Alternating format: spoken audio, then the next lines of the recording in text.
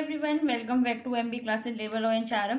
जैसे आपको पता है, आज हम यूजीसी नेट पेपर 1 यूनिट 9 के 120 मोस्ट रिपीटेड क्वेश्चन करने वाले हैं। अभी हमने जस्ट यूनिट 9 अपना कंप्लीट किया है, देन आज उसके रिपीटेड क्वेश्चन है। तो क्या हमने एक सेगमेंट तैयार किया है, जैसे आपका टॉपिक वाइज सिलेबस के बेसिस पे हमने 120 क्वेश्चंस तैयार करी हैं जो मोस्ट रिपीटेड में, जिसमें आपका सक्सेस रीजनिंग होगा, जिसमें आपके स्टेटमेंट होंगे, ट्रू फॉल्स होगा, मैच द फॉलो होंगे, इजी टू हार्डेस्ट पूरा हमने कंप्लीट किया हुआ। Then come to the question number 1. Statement 1. MDG goal 4 target reducing child mortality by 3 by 4. Statement 2. MDG goal 5 target reduce mortality by 2 by 3. तो याद रखिएगा, तो MDG के हमारे कितने गोल थे? 8 गोल थे। ठीक है, कब आया था? 2000 से 2015 में आया था, तो इतना आपको याद रखना है। देन अब इसने क्या बोला कि हमारा जो 4 गोल है वो किस पे बेसिस था? चाइल्ड मोर्टेलिटी पे था, और जो हमारा मैटरनिटी मोर्टेलिटी पे गोल 5 था। ठीक है, इन दोनों को याद रखना है। अभी हमने कहा ना पीपल एंड इन्वायरमेंट से रिलेटेड है, तो ये पीपल के बेसिस पे है। देन अब हमारा क्या बोला इसने कि जो चाइल्ड का टारगेट और मदर का टारगेट बताया, तो मैंने आपको एक ट्रिक बताई थी कि जैसे मेटरनल है तो वो बड़ी है ना, तो यहाँ पे इसका जस्ट अपोजिट है, इसमें आएगा बड़ा ऑप्शन 3/4, देन चाइल्ड का जाएगा हमारा 2/3। प्लीज इसमें कंफ्यूज मत होइएगा। तो यस, दोनों फॉल्स हैं। ठीक है, याद रखिएगा, अगर कहीं फ्रैक्शन में आ जाए तो याद रखिएगा मदर मदर मतलब बड़ी, इस तरीके से आप थोड़ा सा ट्रिक यूज कर सकते हैं। Then come to the question number 2. Which anthropogenic activity which is the massive source of both methane and nitrous oxide? कौन सी एंथ्रोपोजेनिक एक्टिविटी? आपको पता है एंथ्रोपोजेनिक एक्टिविटी क्या होता है? जो ह्यूमन के कारण अगर जो पॉल्यूशन होता है इन्वायरमेंट में, जो पॉल्यूट होता है, उसे हम बोलते हैं एंथ्रोपोजेनिक एक्टिविटी। तो पहला हमारा थर्मल पावर प्लांट, देन हमारे paddy field fertilizer, e waste incineration and large hydro drying. तो आपको पता है कि अगर आपने पढ़ा हो अच्छे से, मीथेन और नाइट्रेशन ऑक्साइड हमारी यहाँ से निकलती है। ठीक है, यस, आपका आंसर बी है, क्योंकि आपको पता है यहाँ पे क्या होता है, जैसे हमारी धान की खेती होती है उसमें वाटर बहुत टाइम तक रुका हुआ होता है, तो जैसे ही वाटर रुकेगा और यहाँ पे ऑक्सीजन की अनेरोबिक इन्वायरमेंट होता है ना, यहाँ पे ऑक्सीजन की वो नहीं होती, प्रेजेंस की जरूरत नहीं होती। तो यहाँ से क्या होता है, जब ज्यादा इसका यूजेज होता है तो इसमें क्या होगा, और CH4 प्रोड्यूस होगी। देन नाइट्रेशन ऑक्साइड कब होगी? जब आप ज्यादा उसमें फर्टिलाइजर डालोगे खेतों में, तब आपका नाइट्रोज ऑक्साइड होगी। तो प्लीज इन दोनों को अच्छे से याद रखना। पेडी फील्ड याद रखिएगा, थर्मल पावर में नहीं है। ई वेस्ट जनरेशन तो एक अच्छा है, इसमें फ्लोरो दूसरी कार्बन जो होती है वो रिलीज होती है। Then come to the question number 3. According to Niti Aayog SDGs Index, 4th edition, which state fall strict under the achiever category? तो achiever category मैंने आपको बताया था कि 4 कैटेगरी होती हैं, अगर आपने अच्छे से पढ़ा होगा तो 4 कैटेगरी होती है। ठीक है, अब अचीवर कैटेगरी होती है सबसे हाईएस्ट, जिसमें आपको 100 स्कोर चाहिए। तो कौन सी है? तो मैं आपको बता दूं, अभी तक कोई भी नहीं है। ठीक है, जो अचीवर है उसमें हमें स्कोर 100 चाहिए। करंट इंडिया स्टेट में टॉप स्टेट अगर हमारी माना जाए तो वो हमारे फ्रंट रनर अप है, लेकिन अचीवर में अभी भी कोई भी इंडिया का कोई भी स्टेट नहीं आया है। Then come to the question number 4. Assertion eutrophication cause mass death of aquatic life in lakes region. Excessive of algal blooms drastically increase dissolved oxygen. तो ये क्या कह रहा है? ठीक है, पहली बात तो ये है कि यूट्रोफिकेशन हमारे किसके कॉजेज आता है? अगर ज्यादा यूट्रोफिकेशन होता है, जैसे हमारे क्या होता है, एक्वेटिक लाइफ की जो लेक्स हैं, जो फिश हैं, वो डेड होने लग जाती हैं। ठीक है, क्यों होती है? क्योंकि जैसे सपोज करो आपने कुछ पॉल्यूशन किया। ठीक है, पॉल्यूशन अब कहाँ गया?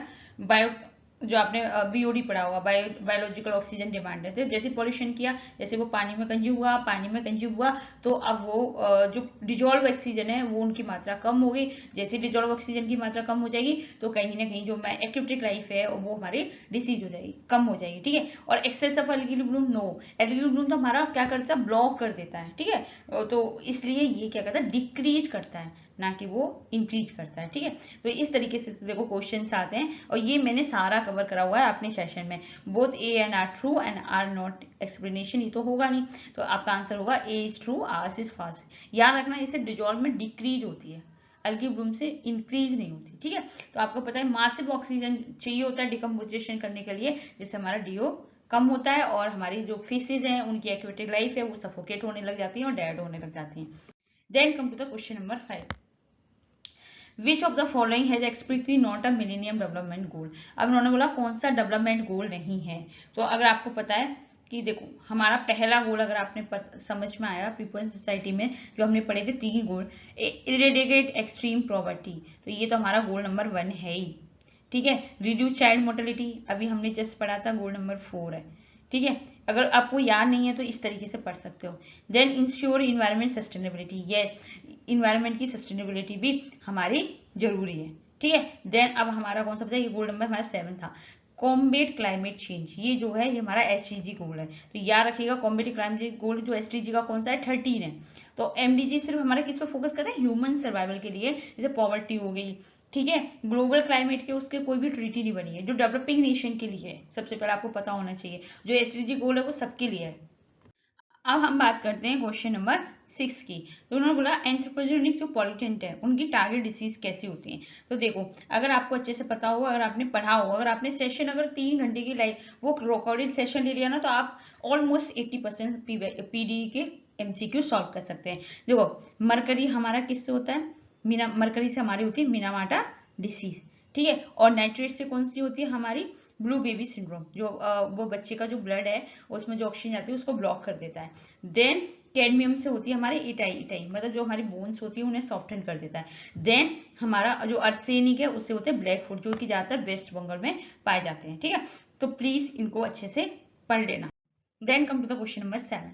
Statement 1. Sustainable Development Goal are legally binding on all United Nations. SDG are bottom-up approach covering 70 goal and 169 target. Yes.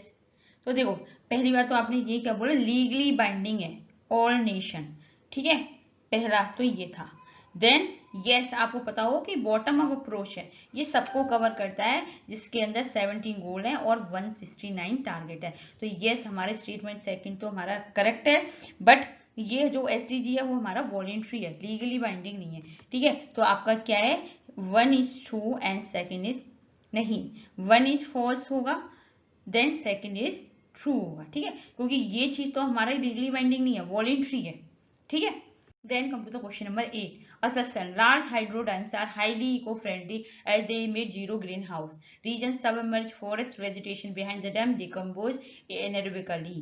तो आपको पता है जो large hydro dam eco friendly नहीं है, वो इमिट जीरो ग्रीन हाउस नहीं है। पहली बात तो ये रखो, ये गलत है अगर आपको लगा, क्योंकि आपको पता है कि अगर कोई नदी के बाहर अगर आप इस तरीके से अगर करोगे तो वहां का क्या होगा, जो वेजिटेशन वो होगा सब डिकम्पोज हो जाएगा अनएरोबिकली, ठीक है, जिससे क्या होगा पॉल्यूशन भी क्रिएट होगा और जो डिजॉल्व ऑक्सीजन है वो भी कम हो जाएगी, क्योंकि फ्रेश वाटर का फ्लो नहीं होगा, ठीक है। पहला तो आपका रॉन्ग है, लेकिन इस रीजन हमारा सही है कि जो ये जो लार्ज हाइड्रोकार्बन के कारण क्या होता है, डैम्स में अनएरोबिकली हमारा ये सारा डिकम्पोज हो जाते हैं, ठीक है। तो जिससे क्या होता है, इसके कारण लार्ज हाइड्रो के डैम के कारण हमारे यहाँ पे क्या होता है, मीथेन, याद रखना मीथेन प्रोड्यूस होती है जो कि बहुत ज्यादा डेंजरस होती है, ठीक है। Then come to the question number 9. Fly ash from the coal plant can be safely utilized in the all of following except, मतलब जो फ्लाई एश जो आपकी थर्मल आपने पता जो थर्मल उसके थ्रू भी आता है, जो कॉयल प्लांट से आपकी फ्लाई एश आती है, तो कहाँ पे हम सेफली यूटिलाइज करते हैं और कौन सा नहीं है इसमें से ऑप्शन। देखो ब्रिक मैन्युफैक्चरिंग में आप फ्लाई एश यूज कर सकते हो, ठीक है। देन डैम कंस्ट्रक्शन में कर सकते हो, एंड वेस्टर्न डेवलपमेंट में, फूड क्रॉप फर्टिलाइजर में नहीं है। याद रखिए जो फ्लाई एश है वो हैवी मेटल कंटेन करता है, जिसके कारण अगर आपने ये फर्टिलाइजर फूड क्रॉप्स के लिए किया तो ये क्या टॉक्सिक बायो अकोमुलेशन हो जाएगा ह्यूमंस में, मतलब ह्यूमंस उसे करेंगे तो वो पॉइजनस हो जाएगी, ठीक है। Then come to the question number 10. Progressive increase in toxin concentration at a higher food chain level is called the. तो अगर आपने बोला कि प्रोग्रेसिव है, ठीक है, तो ये कौन सा, तो मैंने 2 तरह के बताए थे, एक आपका बायो अक्यूमुलेशन बताया था, एक आपका बायो मैग्निफिकेशन बताया था। तो आपको पता है मैग्निफिकेशन क्या होता है, एक चेन के थ्रू जाती है, इसके पास जाएगा, फिर इसने इसको खाया, इसने इसको खाया, जो हाईएस्ट जो होगा वो उसके सबसे ज्यादा टॉक्सिन होगा, ठीक है। तो प्लीज इसको अच्छे से करना, इसका नाम है बायो मैग्निफिकेशन। ये आती है टर्मोलॉजी, बायो मैग्निफिकेशन इंक्रीज जो होता है ट्रॉफिक लेवल नेक्स्ट टू, जैसे small fish to big fish, जैसे सबसे लास्ट जो होगा वो सबसे ज्यादा टॉक्सिक होगा। Then come to the question number 11. Which SDG are exclusively target sustainable city and community? कौन सा है, तो प्लीज याद रखिएगा कि जो हमारा सस्टेनेबल डेवलपमेंट जो गोल है और वो हमारा 11 है, जो फोकस किस पे करता है, वो फोकस करता है सिटी पे, ठीक है। और देन अगर एसडीजी की 9 उसकी बात करूँ तो ये किस पे फोकस करेगा, हमारे इंडस्ट्री पे, और 12 हमारा जो फोकस करता है वो करता है कंजप्शन पे, और 13 फोकस करता है क्लाइमेट एक्शन पे। तो प्लीज जिस तरीके से मैंने आपको रिकॉर्डिंग सेशन बताया कि आप इस तरीके से ग्रुपिंग में करके डिवाइड करके 1 to 6, 6 to 12 एंड देन उसके पार्ट 13 to 70 इस तरीके से कैटेगराइज करके याद कर सकते हैं। इसमें क्वेश्चन नंबर 12 हमारा मिस हो गया है, ठीक है, न्यूमेरिकल में, तो प्लीज अब मैं उसको करेक्ट करूंगी तो बहुत टाइम लगेगा। देन अब हम आते हैं question number 13, assertion deforestation increase the albedo of the earth surface. अभी मैंने आपको अल्बेडो इफेक्ट पढ़ाया था, increase albedo from the deforestation cool the planet. तो एक बात बताओ कि ये जो है ये हमारा फॉल्स है, क्योंकि अल्बेडो के कारण क्या होता है, हमारा हॉट होता है, टेम्परेचर बढ़ता है, और देन डिफॉरेस्टेशन के कारण अल्बेडो अर्थ सरफेस, दोनों कंट्राडिक्टरी कर रहे हैं ना। तो देखो अल्बेडो इफेक्ट क्या होता है, सपोज करो आपका जंगल है, ठीक है, अब आपने क्या कर दिया, आपने उसको जंगल को काट दिया, अब क्या हुआ, कोई भी हीट आई, उसने क्या किया कि वो फिर तुरंत ट्रांसफर कर दी इन्वायरमेंट में, तो जिससे क्या हुआ, अल्बेडो इफेक्ट हुआ, आपका टेम्परेचर इंक्रीज हुआ। तो यस आपका ए तो ट्रू है, लेकिन आर आपका फॉल्स है, क्योंकि देखो डिफॉरेस्टेशन करते हो तो अल्बेडो इफेक्ट तो आपका इंक्रीज होता है, लेकिन कार्बन सिंक है जो हमारा जो हमारी जो ट्री है वो एब्जॉर्ब करते हैं, ठीक है, कार्बन डाइऑक्साइड, तो वो है वो कम हो जाएगा, जिसके कारण हमारा ग्लोबल वार्मिंग इंक्रीज हो जाएगा। Then come to the question number 40, permissible noise limit for residential area. Please सारे लॉक कर लेना कि कौन कौन सा है। तो आपको पता है परमिसिबल, अगर हम रेजिडेंशियल एरिया की बात करें नाइट में, तो रेजिडेंशियल एरिया में हमारा 45 डेसिबल होता है, ठीक है, ठीक है, तो इस तरीके से आप याद कर सकते हो। और दिन की अगर वो पूछे तो दिन का होता है 55, ठीक है। Then come to the question number 15, what is the leachate in human waste management, क्या होता है। तो अगर मैंने आपको पहले ही बता दिया लेचिड क्या होता है, जैसे आपका ना बहुत सारा टॉक्सिक लिक्विड है, ठीक है, लेचिड क्या होता है, टॉक्सिक लिक्विड होते हैं जो हमारे डिकम्पोज होके लैंडफिल जो वेस्ट में, जैसे आप किसी गड्ढे में कर देते हो, सपोज करो आपने कहीं करा तो उसमें ना काला काला पानी सड़ जाता है, ठीक है, उसे बोलते हैं लेचिड। तो लेचिड क्या हो गया, एक टॉक्सिक लिक्विड होता है कि आपका जो सारा बरसात का पानी या फिर आपका इंडस्ट्री जो डोमेस्टिक नॉन ट्रीटेड वो है वाटर सब यहाँ पे इकट्ठा आया और एक जगह पे वो भर गया, देन एक जगह पे भरा, देन वो ब्लैक आउट होगा, जैसे बहुत पॉइजनस है ये चीज। तो टॉक्सिक लिक्विड है जो कि हमारे डिकम्पोज होता है लैंडफिल वेस्ट में अंदर जो करते हो, जिससे क्या होता है हमारा जो ग्राउंड वाटर है वो कंटामिनेटेड हो जाता है। ग्राउंड वाटर क्या होता है, पॉल्यूशन, धीरे धीरे ये पानी क्या करता है रिस रिस के ग्राउंड वाटर में चला जाता है, ठीक है। Then come to the question number 16, match the timeline में एमडीजी एसडीजी, इतना इजी है, मिलेनियम डेवलपमेंट सबको पता है 2015 से 2030 है और एसडीजी 2015 से 2030 है, ठीक है। तो प्लीज इसको अच्छे से पढ़ लेना कि ये 2015 तक चले, ये डेवलपिंग नेशन के लिए थे, 8 गोल थे, लेकिन इनके बाद फिर हमने सारी कंट्रियों के लिए करा गया 2015 से 30, ये सस्टेनेबिलिटी की बेसिस पे, वो सर्वाइवल की बेसिस पे थे, ठीक है। तो जो मिलेनियम डेवलपमेंट को रिप्लेस कर दिया SDG goal. Then come to the question number 17, E waste motherboard expose worker primary, जो हम जो बोलते हैं ना मदरबोर्ड है, तो उसमें बहुत सारी चीजें होती हैं, तो वो कहीं ना कहीं एक्सपोज करता है वर्कर को primary to lead cadmium beryllium and arsenium. तो आपको पता है इसमें होता है बेरिलियम, ठीक है। तो बेरिलियम क्या करता है, बेरिलियम हाईली टॉक्सिक मेटल है जो कि हमारी स्पेसिफिकली किसमें पाया जाता है, इलेक्ट्रॉनिक मदरबोर्ड्स में बताया। तो आपको पता है ई वेस्ट से, जैसे हम लोग को आइडिया नहीं है, लेकिन ई वेस्ट से भी हमारी बहुत सारा प्रॉब्लम हो रही है, ठीक है। Then come to the question number 18, question number 18 क्या कह रहा है आपका, largest contribution to high BOD in chemical rivers, सबसे ज्यादा बायोलॉजिकल ऑक्सीजन डिमांड है, कंट्रीब्यूटर कौन सी क्या कर रही है इन इंडस्ट्री रिवर में, इंडस्ट्री इफ्लुएंस कर रहे हैं, अनट्रीटेड डोमेस्टिक स्पीसीज कर रहे हैं, एग्रीकल्चर कर रहे हैं, थर्मल प्लानेट कर रहे हैं। तो याद रखना कि अगर ऐसे इस तरीके से कोई क्वेश्चन पूछा जाता है तो आपको बिल्कुल भी आंख बंद करके सिर्फ एक आंसर लगाना, अनट्रीटेड डोमेस्टिक स्पीसीज। सबसे ज्यादा अगर हो रहा है पॉल्यूशन हो रहा है कहीं भी नदी में, जो नदी को स्पॉइल कर रहे हैं, वो सारा हमारा अनट्रीटेड डोमेस्टिक, जो मतलब हमारे घरों से जो पानी आता है ना, उसका हम जब कोई भी ट्रीटमेंट नहीं करते हैं तो वो हमारा सबसे ज्यादा रिफर करता है, क्योंकि अर्बन सेंटर में सिंगल लार्जेस्ट सोर्स है जो अर्बन है, जहां पे सब रिवर पॉल्यूशन में ही आ रहा है, ठीक है, सारी चीजें। Then come to the question number 19, Stockholm, SDG, Rio de and MDG. अब इनको क्या करना है, ऑर्डर है, ठीक है। देन अब आपको इनको किस तरीके से करना है, ऑप्शन में मैच करना है ईयर के साथ। देखो इसमें क्वेश्चन अच्छे से कवर नहीं हुआ, मैं आपको ऐसे बता देती हूँ, अगर कहीं ऑप्शन में ना हो तो स्टॉकहोम हमारा आया था 96 1970 में, ठीक है। अगर इसमें है नहीं इसलिए मैं आपको करेक्ट बता रही हूँ, ये आया था हमारा 1970 में। और एसडीजी आप सबको पता है कब आए थे, हमारा एसडीजी आया 2015 में, ठीक है, ये भी सबको पता है, ये कब आया 2015 में। और एमडीजी हमारा कब आया 2000 में, ठीक है। तो एमडीजी भी पता है आपको कब आया 2000 में। तो इसमें से ये जो क्वेश्चन है तो इसको मैं ऐसे इसको आपको बता देती हूँ क्योंकि उसमें एडिट करने में टाइम लगेगा। 2000 में आया। और जो रियो डी जेनेरो है वो हमारा 1992 में आया। तो इसने क्या बोला था कि आप क्रोनोलॉजिकल ऑर्डर में लगाओ, ठीक है। तो जो रियो डी जेनेरो हमारा कब आया 1992 में। अब इसने आंसर दिया ए, तो ए क्या है, सबसे पहले हमारा आया है स्टॉकहोम कन्वेंशन जो कि 1972 में आया। देन हमारा रियो डी जेनेरो आया 1992 में आया। देन हमारा एमडीजी आया 2000 में आया। देन हमारा एसडीजी आया 2015 में, ठीक है। तो प्लीज इस क्वेश्चन को आप अच्छे से स्टडी करें, ठीक है। अब हम क्या स्टडी करने वाले हैं, हम स्टडी करने वाले हैं इन्वायरमेंटल इशू के रिगार्डिंग जितनी भी हमारे पॉल्यूशन है वो हम कवर करेंगे, ठीक है। तो फर्स्ट क्वेश्चन हमारा क्या कह रहा है, विच of the following green house gas has the highest global warming potential पर मॉलिक्यूल। कौन सा है, तो प्लीज इसको अच्छे से याद रखिएगा। कौन सा है हमारा हाईएस्ट, हमारा हाईएस्ट है सल्फर हेक्साफ्लोराइड। ये सबसे हाईएस्ट आता है हमारा जो ग्लोबल वार्मिंग हाईएस्ट पोटेंशियल है, ठीक है। देन ट्रैपिंग आप क्या करते हो, आपको पता है कि ये approximately 23,500 time more than heat produce करता है then the CO2 over the 100 year periods, ठीक है। तो कितना हाई लिया, तो कभी कभी वो एग्जाम में पूछ लेता है, तो आप इस तरीके से क्वेश्चन को गलत नहीं करना। SF6 सबसे हाईएस्ट है। Then come to the question number 2, according to national evident air quality standard of India which parameter is not officially measure in AQI।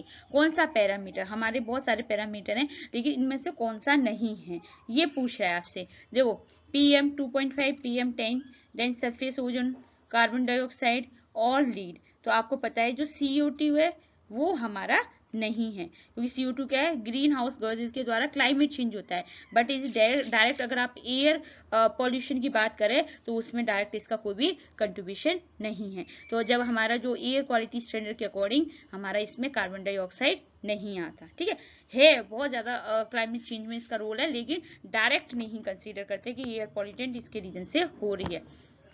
Then come to the question number 3.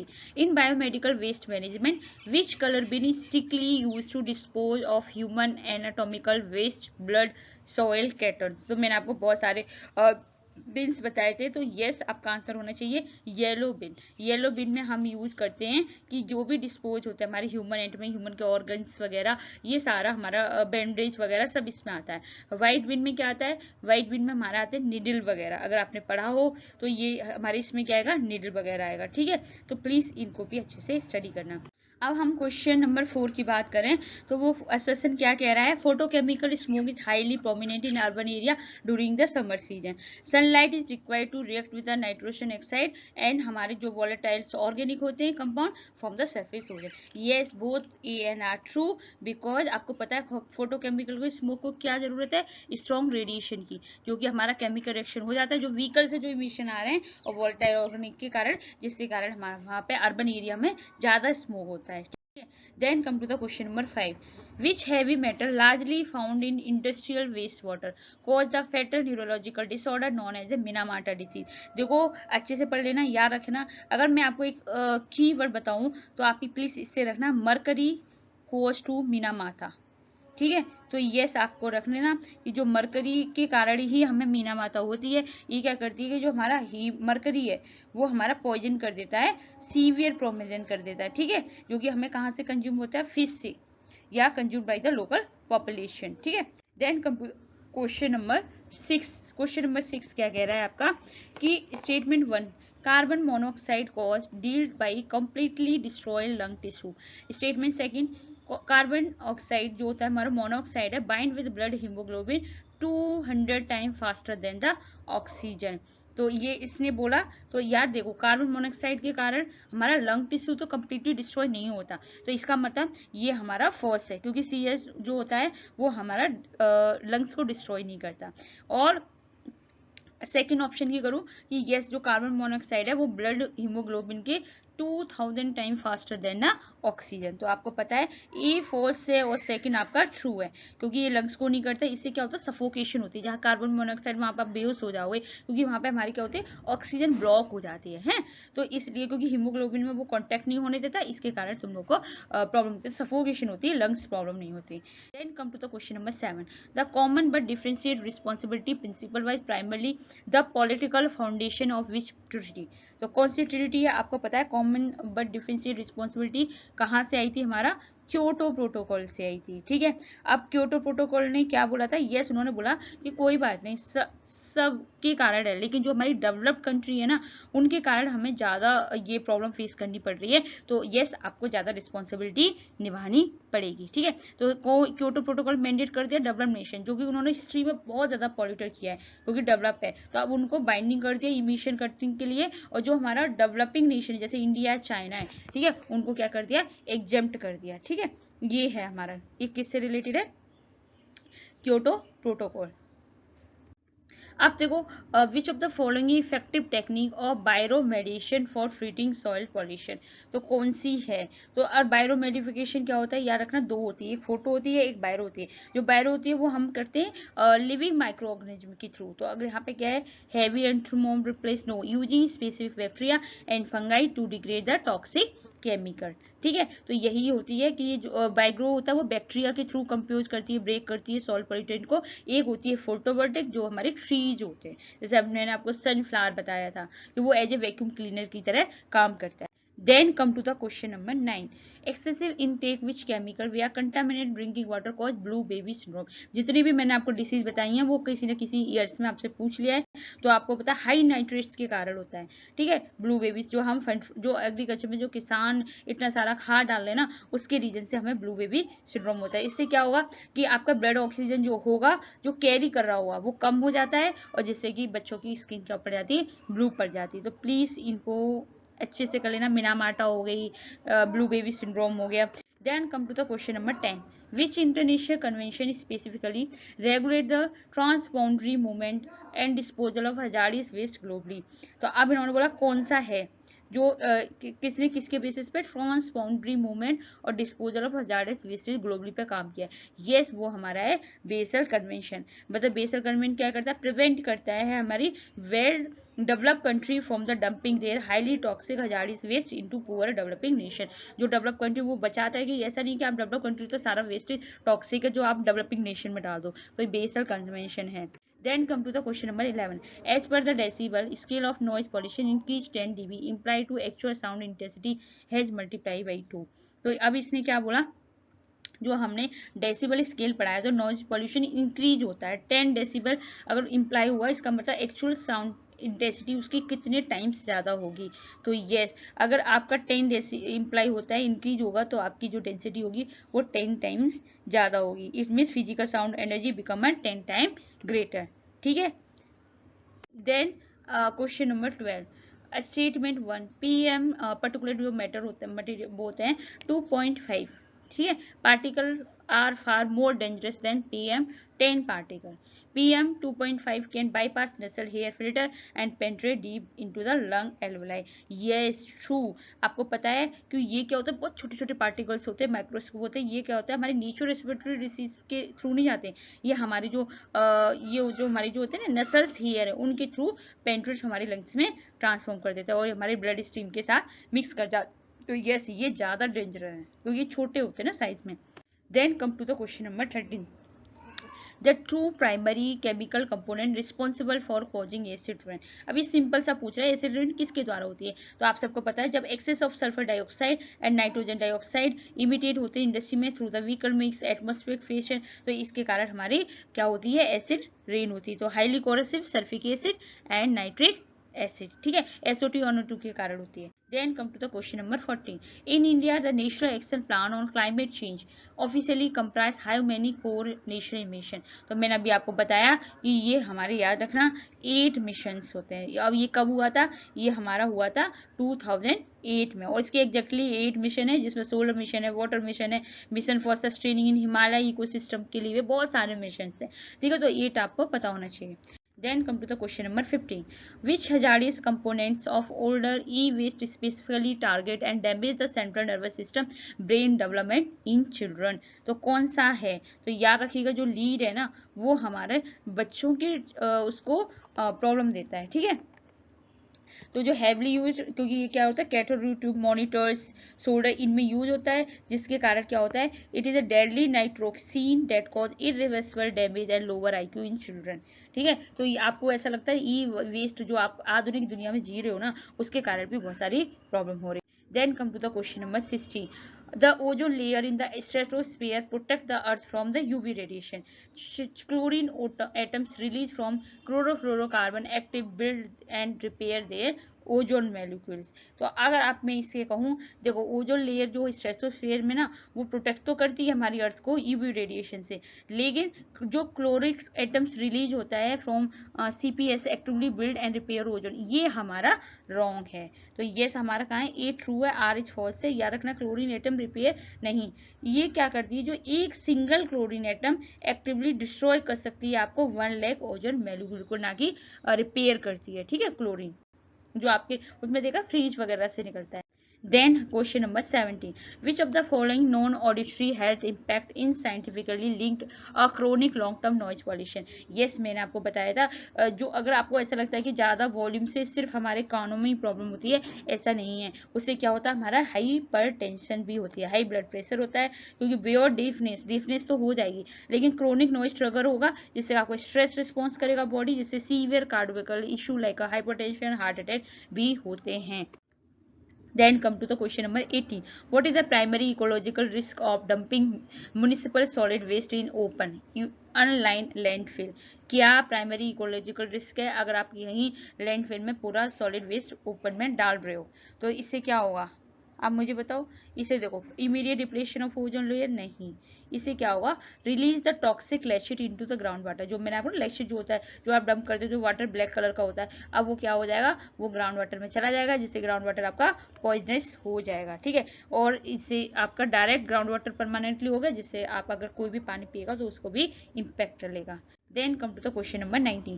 Climate refuge represent the socio-economic crisis primarily driven by which specific consequences of global warming? तो अब ये क्या बोल रहा है कि जो हमारा क्लाइमेट रिफ्यूज है वो रिप्रेजेंट करता है सोशियो इकोनॉमिक प्राइमरली, तो स्पेसिफिक कंसिक्वेंसेज है ग्लोबल वार्मिंग के। तो अच्छा ये क्या करता है, इनकी earthquake frequency, sea level rise, submerging coastal land, depletion of ozone layer, high noise pollution. तो आपको पता है ये क्या करता है, ये हमारा सी लेवल है, जो आइस कैप है वो मेल्ट हो जाती है, जिससे ओशियन हमारा एक्सपेंड हो जाता है, और सी लेवल जो राइज है वो डिस्ट्रॉय कर देता है हमारे कोस्टल होम को, एग्रीकल्चर लैंड को, जिससे क्या होता है बहुत सारे फोर्स हो जाते हैं कि उन्हें माइग्रेट होना चाहिए एज ए क्लाइमेट रिफ्यूज। तो अगर इस तरीके से कंफ्यूज हो गया तो मैं समझ में आ रहा है ना, ये इससे क्या हुआ आइस कैप आपकी मेल्ट हुई, तो अब वो ज्यादा समुद्र में मतलब पानी बहुत ज्यादा बड़ा हो गया, देन उसके कारण क्या होगा जो कोस्टल होम है जो वहाँ के हैं वो डिस्ट्रॉय होगी, as well as agriculture land भी डिस्ट्रॉय होगी। अब आपको फोर्स कर रहे हैं माइग्रेट करने के लिए, ठीक है, अब आपको जाना पड़ रहा है, आप जाना नहीं चाहते, तो यस इसके कारण आपको क्लाइमेट रिफ्यूज फेस करना पड़ता है। Then come to the question number 20. Statement 1. Arsenic contamination of groundwater is major local issue in Ganga Brahmaputra Delta. Yes, ये तो true है. Then chronic arsenic poisoning cause the Blackfoot disease. Yes, ये भी arsenic के कारण मैंने आपको बताया था जो वेस्ट बंगाल में ये सबसे ज्यादा प्रॉब्लम होती है। तो both are true. arsenic के कारण हमारा bedrock West Bengal Bangladesh Ganga delta problem, जिसके कारण आपकी क्या होता है स्किन लाइजन एंड गैंग्रीन होता है, ब्लैक फुट हो जाते हैं। अब हम पढ़ेंगे impact of pollutant on human health. तो देखो हमारा फर्स्ट क्वेश्चन है statement 1 carbon monoxide cause death by directly destroy the lung tissue. Then statement second CO bind to haemoglobin with much higher affinity than oxygen causing the silent asphyxiation. देखो ये question 2 बार आया है, ठीक है। पहली बात तो कार्बन मोनोऑक्साइड से हमारा कभी लंग टिश्यूज होता ही नहीं है, तो इसका मतलब आपका फर्स्ट तो फॉल्स हो गया, ठीक है। देन सेकंड ट्रू है क्योंकि CO क्या करता है बाइंड करता है हीमोग्लोबिन को, जैसे कि हमें सफोकेशन होती है। तो यस आपका ये है कि और ये जो बाइंड करता है ना blood haemoglobin 200 time than oxygen, जिससे आपको अंदर ही अंदर सफोकेशन फील होने लगती है। Then come to the question number 2. Chronic exposure to which heavy metal commonly found in old paint and e-waste causes severe neurotoxicity and lower IQ in children. तो अब ये क्वेश्चन फिर से आ गया आपको, तो ये क्या बोला किसके कारण, आपको अभी हमने पढ़ा था तुरंत लीड के कारण होता है। आपको पता है लीड के कार्य करते हैं, तो इसमें हाईली जो हमारा जो पोटेंट होता है न्यूट्रोक्सिन होता है, जिसके कारण वो टारगेटिंग करता है हमारे सेंट्रल नर्वस सिस्टम को और हमारे ब्रेन को, जिसके कारण आपका ब्रेन जो होता है वो आपका डेवलप नहीं होता, इवन आपका IQ भी लो होता है। तो प्लीज लीड का भी याद रखिएगा। आर्सेनिक का भी हमने जस्ट पढ़ा, ठीक है, और लीड का क्या पढ़ा, आर्सेनिक का हमने क्या पढ़ा था, ठीक है, क्या पढ़ा था अभी आप मुझे बताओगे कमेंट सेक्शन में, ठीक है, आर्सेनिक से कौन सी बीमारी होती है। Then come to the question number 3. Which of the following severe health condition is caused by long-term arsenic contaminated groundwater? ठीक है, तो अब वही जो मैं क्वेश्चन बोलने वाली थी वही आपका एक्सप्लेनेशन हो गया कि अगर लॉन्ग टर्म उससे करते हैं तो इससे होता है हमारा ब्लैक फुट डिसीज होता है। याद रखिएगा, इससे हमारा क्या हो गया, ब्लैक फुट डिसीज हो गया आर्सेनिक से, ठीक है। यस, क्रोनिक आर्सेनिक से आप गंगा ब्रह्मपुत्रा में, जो कि मैंने आपको अभी बताया। देन अब आते हैं heavy metropolitan target the disease, कौन कौन से पॉलिटन किस किस से प्रॉब्लम होती है। तो अगर मैं बात करूं जो मरकरी है, मैंने एक हिंट दी थी आपको, याद रखिएगा, जो मरकरी से M और M, ठीक है, मरकरी से हो गया मीना माता, ठीक है। देन हमारा नाइट्रेट है, नाइट्रेट से होता है ब्लू बेबी, जो हमारे फर्टिलाइजर में जाता है ना बहुत ज्यादा, तुम रन और एग्रीकल्चर के थ्रू जो हमें होता है वो हमारे हीमोग्लोबिन का जो ऑक्सीजन का फ्लो है उसे ब्लॉक कर देती है, जिससे बच्चों की बॉडी ब्लू पड़ जाती है। ये होता है हमेशा नाइट्रेट से। और कैडमियम से होता है हमारा इटाई। तो यस, आपका फर्स्ट ऑप्शन सही है। Then come to the question number 5. Methylmoglobinemia, commonly known as a blue baby syndrome, strictly caused by excess. अभी मैंने तुरंत बताया ब्लू बेबी सिंड्रोम हमारे किससे होता है, अभी जस्ट मैंने आपको बताया ये होता है हमारा नाइट्रेट से, जो हमारे एग्रीकल्चर में जो आप डालते हो ना, एग्रीकल्चर का जो पानी बह के जाता है नदी में उसमें, तो इन्फेंट में क्या होता है, ब्लड एबिलिटी की, ऑक्सीजन की कमी हो जाती है। तो ये जो 4-5 है ना, इसे याद रखो। देखो, मरकरी से मीना माटा याद रखो, ठीक है, और हमारा जो नाइट्रेट है उससे हमारा ब्लू बेबी सिंड्रोम याद रखो, आर्सेनिक से हमारा ब्लैक फुट याद रखो, ठीक है, इस तरीके से। Then come to the question number 6. The inhalation of microscope of asbestosis fiber over a long period of primarily known as cause and fatal disease. अब ये क्या बोला है कि हम जब इनहेल करते हैं एस्बेस्टोसिस फाइबर, ठीक है, तो उसके कारण हमें कौन सी डिसीज होती है, तो आपको पता है उसके कारण होती है मीसोथैलेमा। मीसोथैलेमा क्या, तो एस्बेस्टोसिस क्या है, एक हजारियस मटेरियल है, जब आप कंस्ट्रक्शन करते हो या तो आप इसे क्या करते हो, इनहेल कर लेते हो, ठीक है, फाइबर को, जिससे क्या हो जाता है, मीसोथैलेमिया हो गया, जो डेडली कैंसर का कारण है, ठीक है। तो प्लीज इसको याद रखिए, इनहेलेशन ऑफ एस्बेस्टोसिस फाइबर से mesothelioma. Then come to the question number 7.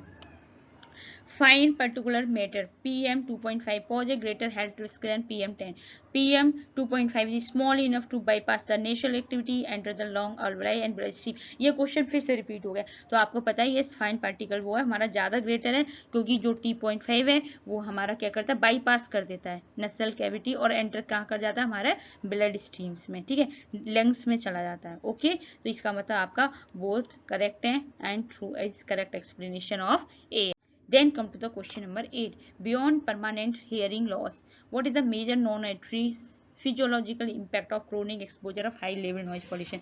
अगर सपोज करो हियरिंग लॉस तो होता है, उसके अलावा क्या होता है, तो अभी मैंने जैसे आपको बताया था, ये भी क्वेश्चन 2 बार रिपीट हुआ, हाई ब्लड प्रेशर, ठीक है, हाई ब्लड प्रेशर भी, और आपको स्ट्रेस होता है जिससे आपको हार्ट अटैक भी आ सकता है। Then come to the question number 9.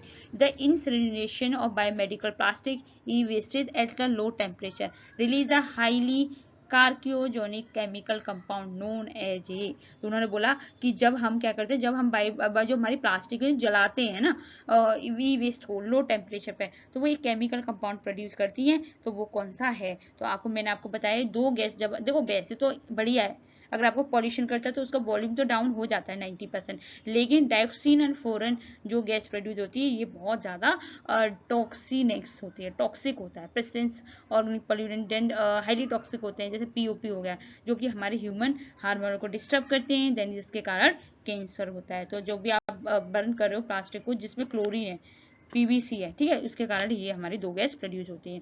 Then come to the question number 10. Statement 1. Prolonged exposure of high level of surface ozone improve lung capacity. Statement 2. Surface ozone severely irritate the respiratory system, exacerbate of asthma. तो अब ये question क्या कह रहा है, देखो, ज्यादा अगर एक्सपोज होगा हाई लेवल सल्फोन पे तो लंग कैपेसिटी नहीं होते, आपको पता है रेडिएशन आती है जिसके कारण कैंसर होता है, ठीक है। देन सल्फोस ओजोन सीवियरली इरिटेट करती है, हमारी रेस्पिरेटरी सिस्टम को करती है, जिसके कारण हमें अस्थमा होता है। तो आपको पता है फर्स्ट आपका फॉल्स है, सेकंड आपका ट्रू है, क्योंकि सरफेस ओजोन क्या है, बेड ओजोन होती है एट द ग्राउंड लेवल पे, तो वो बहुत हाईली टॉक्सिक होती है, ठीक है। तो हाईली टॉक्सिक के कारण जब वो हमें burning tissue just like a feel होता है ना, और ट्रिगर करती है हमारे अस्थमा अटैक को। Then come to the natural energy resources and solar wind, solar hydro, geothermal biomass, nuclear forest. अब इनके बारे में हम पढ़ेंगे। First question, which of the following represent the correct descending order of installed renewable energy capacity in India? तो descending order में पूछ रहा है घटते हुए। तो आपको मैं सबसे पहले ये बताया कि सबसे हाईएस्ट हमारी होती है सोलर, देन उसके बाद आती है विंड, जो हमारा विंड होता है वो वर्ल्ड लेवल पे फोर्थ है, ठीक है। देन हमारी बायोमास होती है, देन हमारी स्मॉल हाइड्रो। तो स्मॉल हाइड्रेट्स क्या होता है, 25 मेगावाट से कम कैपेसिटी वाले स्मॉल हाइड्रेट होते हैं, और 25 मेगावाट के ज़्यादा कैपेसिटी के वाले लार्ज हाइड्रो होते हैं। तो प्लीज़ इसको करिएगा। क्या हमारा रहता है, सोलर आएगा, विंड आएगा, बायोमास आएगा। तो अब बायोमास से पहले हमारा यहाँ पे आएगा लार्ज हाइड्रो, अगर ऑप्शन में दे रखा है तो, ठीक है। तो यस, सबसे ज़्यादा हमारा सोलर है, देन विंड है prominent. Then come to the question number 2. India has the world largest reserve of which nuclear fuel, primarily found in monazite sand of Kerala. तो मैंने अभी आपको ये, अगर आपने मेरी वीडियो देखी हो तो आपको ये क्वेश्चंस करने में कभी प्रॉब्लम ही नहीं आ सकती। तो आपको पता क्या है, थोरियम है, ठीक है। यूरेनियम से तो हम उसको बनाते हैं, न्यूक्लियर जो फ्यूल होता है वो यूरेनियम 235 से बनता है, अगर आपने पढ़ा हो तो। India long term nuclear programme जो भी होता है वो हमारा रिजर्व कहाँ पे, थोरियम में, जो कि हमारा कहाँ है, सैंड ऑफ केरला में, ठीक है। Then come to the question number 3. Geothermal power plant are known to release which highly toxic corrosive gas and small smell like a rotten gas. तो अभी मैंने जस्ट आपको पढ़ाया था कि ये कैसे रिलीज करता है, जो हमारी हाइड्रोजन सल्फाइड होती है, जैसे जियोथर्मल पावर है, ठीक है, जो अपने पानी के थ्रू हीट जब बॉयल होता है पानी, जब उसमें से जो गैस रिलीज होती है वो कौन सी होती है, हाइड्रोजन सल्फाइड होती है, ठीक है। तो हाइड्रोजन सल्फाइड से क्या होता है, वो बहुत टॉक्सिक गैस होती है, उसमें जस्ट लाइक सड़े हुए अंडे की स्मेल आती है। जब question number 4, assertion, large hydro storage dam are a massive source of anthropogenic greenhouse gases. Regions submerge forest vegetation roots anaerobically to release methane. तो अगर ये क्वेश्चन कह रहा है तो यस, जो इसके कारण क्या होता है, जो लार्ज हाइड्रो स्टोरेज डैम क्या है, मासिव सोर्स है एंथ्रोपोजेनिक ग्रीन हाउस गैस के लिए। जो एंथ्रोपोजेनिक होता है ह्यूमन रिसोर्सेज। तो यस, दोनों करेक्ट है, क्योंकि फ्लड मासिव से क्या होता है, आपको पता है ये अर्थक्वेक का भी प्रेशर बनता है, ठीक है। और ये क्या करती है, जो ट्री डिकम्पोज करती है विदाउट द ऑक्सीजन, जिससे क्या होता है, बहुत ज्यादा जो मीथेन है लार्ज अमाउंट में प्रोड्यूस होती है, जो कि हमारे ग्रीन हाउस गैस को इम्पैक्ट पोटेंट है इसका, ठीक है। तो यस, ये आप अच्छे से पढ़ लेना कि हर इसे अगर कहीं अभी ये क्वेश्चन पूछा था जीरो इमिशन के बेसिस पे, तो वो जीरो इमिशन के बेसिस पे नहीं है, ठीक है। Then question number 5, which Indian state currently hold the rank 1 position of highest installed capacity of wind energy? अब ये कोई पूछा विंड एनर्जी का पूछा है, ठीक है। तो याद रखिएगा, अभी अगर रिसेंटली बोला है इसलिए इसका गुजरात है, उससे पहले तमिलनाडु था, ठीक है। तो गुजरात अब हमारा फर्स्ट है, जो कि ऑन शोर जो हमारी विंड है उसमें हाईएस्ट इंस्टॉल कैपेसिटी है, और ये हमारे किसको सरपास कर दिया, तमिलनाडु का, पहले तमिलनाडु का था, ठीक है। और ये आपको पता होना चाहिए अभी करंट अफेयर के हिसाब से। Then come to the question number 6, in the context of biomass energy cogeneration what is the bagasse. Bagasse क्या होता है, अब देखो बेगस क्या होता है, मैं आपको बता दूं। जैसे आपने आपने देखो बेगोसिस, अगर आपने जो बच्चे लेबर वेलफेयर के होंगे उन्हें पता है एक डिसीज होती है बेगोसिस, जो कि शुगर केन पेपर इंडस्ट्री के कारण होती थी। तो ये जो बायोमास एनर्जी कंगन बेगस होता है कि जो ड्राई फाइबर, जो आपका शुगर केन होता है ना, उसका जो छिलका होता है ना, जो बचता है उसे हम बोलते हैं बेगस। तो यस, ये भी हमारा इलेक्ट्रिसिटी प्रोड्यूस करता है, ठीक है। तो यस ऑप्शन है हमारा बी। तो ये क्या होता है, बेगस क्या होता है, pulpy fibrous by product of sugar cane. तो शुगर मिल्स क्या करते हैं, इसे बर्न करते हैं, देन इसे इलेक्ट्रिसिटी में कन्वर्ट करते हैं, जो एक्सेस होता है उसे वो सेल भी कर देते हैं, ठीक है। Then come to the question number 7. Which type of forest act as a primary natural shock observer protecting coastal region from the tsunami and cyclone storm surge? तो कौन सा है, तो अगर आपको मैं बात करूं, ये है मैंग्रोव फॉरेस्ट, क्योंकि आपको पता है जो हमारा सुंदरबन डेल्टा है, तो जिसके कारण क्या है कि जितनी भी वेव आती है, बहुत स्पीड से साइक्लोन आता है, तो जो मैंग्रोव फॉरेस्ट होते हैं ये हमेशा सैलिटाइन वाटर में होता है, पहले तो ये याद रखो, ठीक है। देन ये क्या करते हैं, उसकी स्पीड को ब्रेक कर देते हैं, मतलब ऑब्जर्व कर देते हैं, जिससे कि जो नेचर डिजास्टर है वो होने से बच जाता है। तो यस, मैंग्रोव फॉरेस्ट हमारे बहुत जरूरी है, ठीक है। Then come to the question number 8. Solar photovoltaic panel inherently generate which type of electric current? तो जो सोलर है तो आपको पता है ये किस टाइप ऑफ इलेक्ट्रिक करंट को जनरेट करते हैं, हमारे डायरेक्ट करंट को। तो इसलिए हमें क्या करनी पड़ती है, हमें एक इन्वर्टर रखना पड़ता है जो कि हमारे डायरेक्ट करंट को अल्टरनेट करंट में चेंज कर सके, ठीक है। तो yes, then come to the question number 9. What is the exact percentage of range of methane present in standard biogas गोबर gas produced by anaerobic digestion?